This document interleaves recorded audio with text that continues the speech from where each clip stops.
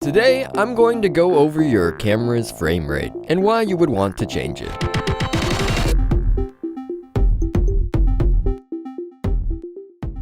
Previously, we went over the standard frame rate for cinematic video, which in North America is 24 frames per second.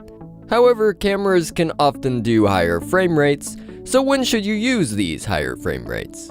And why are we using 24 as the standard? 24 frames per second allows us a large amount of flexibility when creating cinematic images. With traditional film cameras, this allows for carrying around much less heavy and expensive film. But in the digital world, we have flexibility in terms of file size, better low-light performance, and stronger effects when shooting in higher frame rates. The main purpose for shooting in higher frame rates is for slow motion effects.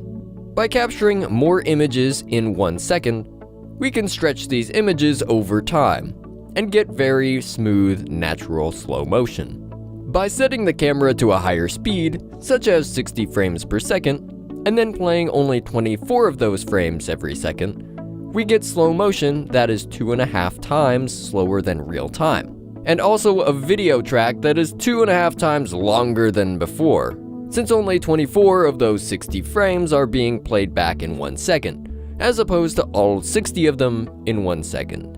Most cameras are capable of 60 frames per second in some form or another, so using 24 frames per second as our standard allows us to be more flexible than if our output was 60 or more. The higher the frame rate difference, the more slow motion you can get. Shooting at 240 frames per second and outputting at 60 frames per second would yield footage 4 times slower than real time.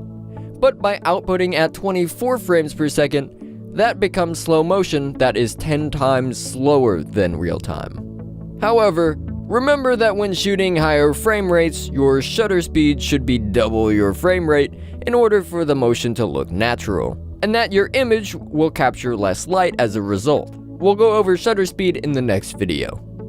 I hope that this video helped you understand why we use the frame rates we do and the usefulness of other frame rates. Thanks for watching, and I'll see you next week.